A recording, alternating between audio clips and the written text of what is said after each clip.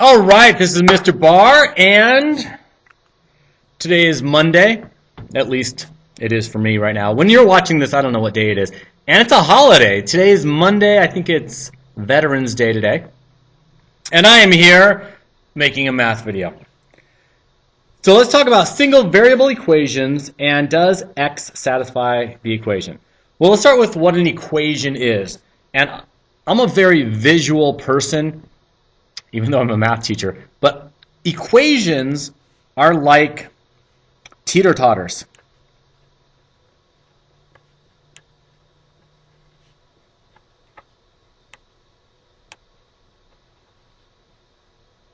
No pause. Teeter-totters, or you can think of it like a seesaw, which is the same type of toy, right? A seesaw, or like a scale, a balance scale, not a bathroom scale. So let's draw a picture of that so we can really visualize what an equation looks like. This is how we can visualize an equation. Right? Something looks like that. And over here I've got some weights on it. And over here I have some other types of weights on it. But the whole idea is that this equation, this seesaw, this balance beam type of thing, or balance scale, it has to stay balanced. It must stay in balance.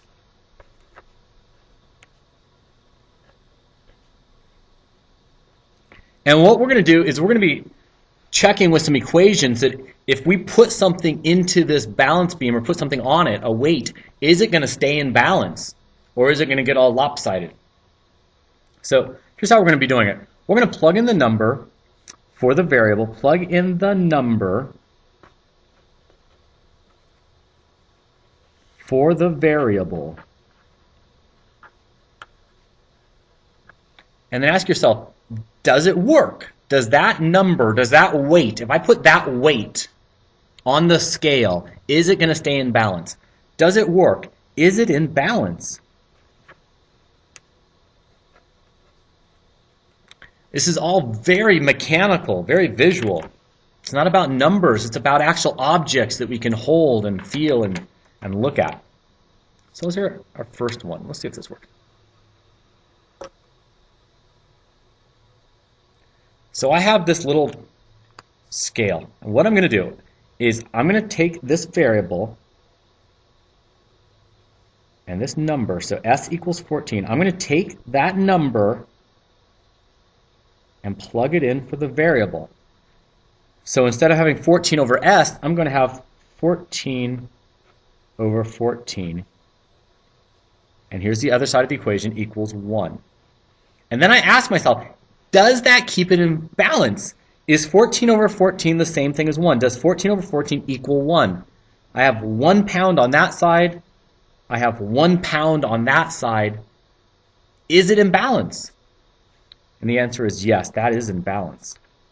Because 1 equals 1.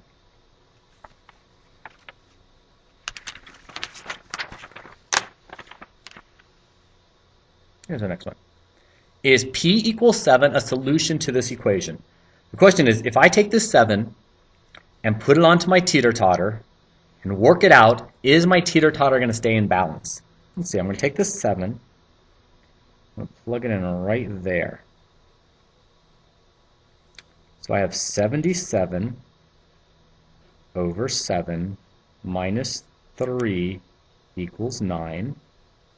We'll simplify that down. 77 divided by 7, that's 11, minus 3 equals 9.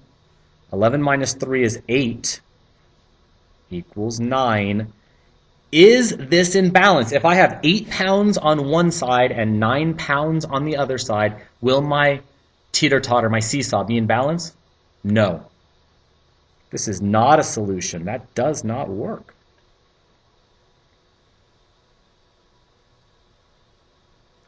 Is z equals 88 a solution to this equation? Does it work? Does it make it balance? Let's take that 88, we'll put it right there. 166 equals 88 over 2 plus 11. 166, going to simplify it down, equals 44 plus 11. 166 equals 55. Does that work? Are they in balance? I've got a person that weighs 166 pounds, and he's on a seesaw with a kid that weighs 55 pounds. Are they in balance? No, they are not in balance. That is not a solution. All right, that's it. Bye-bye.